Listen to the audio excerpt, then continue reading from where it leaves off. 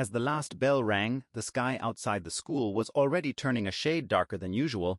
The clouds hung low and heavy as if they were trying to touch the rooftops. The children rushed out in groups, laughing, talking, shouting, but Maya walked alone, her backpack slung loosely over her shoulder, her steps slow and tired. The narrow road that led to her home was lined with old houses, some with broken windows, some with peeling paint and twisted fences, the kind of street that always felt a little strange even in daylight today. The silence felt heavier than normal, as if the whole neighborhood was holding its breath. Maya walked quietly, her footsteps echoing softly behind her.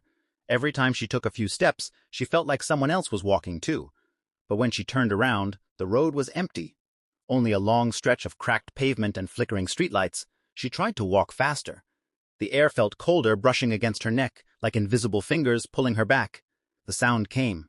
Again, soft footsteps matching her pace, stopping when she stopped, starting when she moved.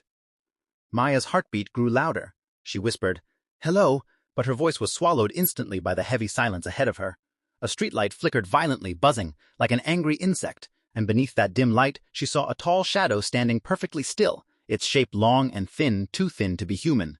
The shadow did not move. Yet Maya felt it watching her, its presence pressing heavily against her chest. She took a step back.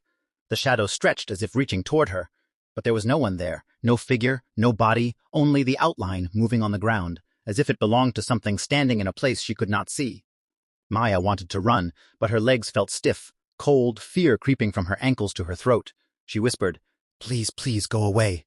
As tears collected in her eyes, suddenly the street behind her became silent again.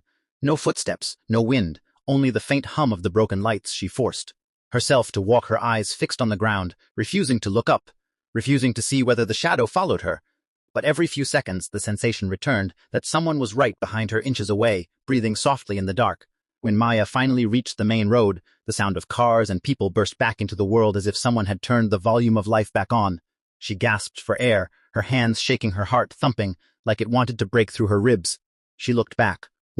Last time the street was empty, but the last streetlight at the corner flickered twice, then suddenly went out, leaving only darkness where the shadow had stood. That night, Maya lay in her bed, staring at the ceiling, unable to forget the shadow that had followed her. The streetlights outside her window glowed faintly through the curtains, yet every flicker made her heartbeat jump. She kept replaying the moment when the last streetlight had gone out, as if something had reached up and touched it.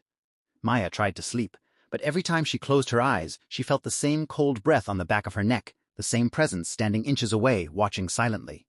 Waiting, she turned on her side, clutching her blanket tightly, whispering to herself that it was only her imagination, only fear playing tricks. But deep inside, she knew it was something else, something real. The next day at school, she felt heavier, like she had walked through a nightmare that refused to end. Her friends laughed, talked, and ran through the hallways. But Maya's eyes kept drifting to the windows, checking the shadows outside, searching for anything unusual. Every time a cloud moved or a branch swayed, she felt a shiver run through her spine. When the final bell rang, she froze. The thought of walking home again through that silent, narrow street made her stomach twist. She waited, hoping her mother would appear, but she had not come. Maya had no choice but to walk alone. As she reached the same road, the air changed instantly, colder and quieter. The world seemed to shrink around her. The houses stood still. The fences leaned forward as if listening. The streetlights buzzed weakly.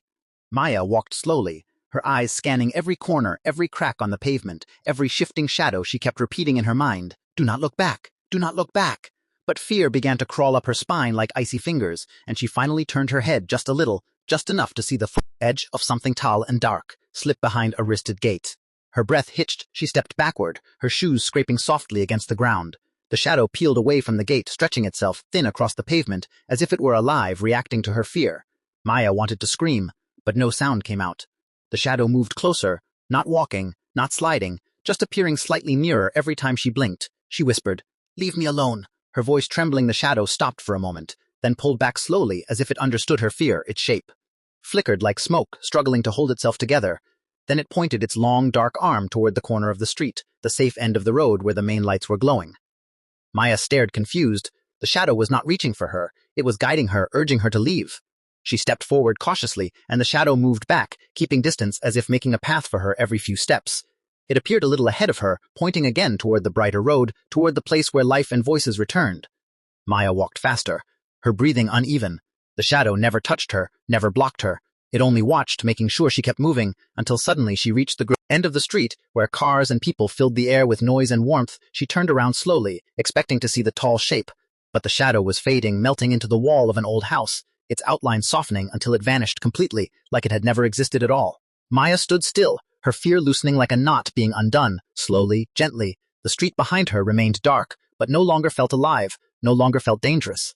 Maya realized something. The shadow had followed her. Yes, it had watched her, yes, but it had not come to harm her. It had been warning her, protecting her, guiding her out of the narrow road that hid something far worse, something she had never seen, but something the shadow clearly feared. For the first time, Maya took a deep breath. Her body shaking with relief, she whispered, "Thank you," into the fading darkness, then turned and walked home safely.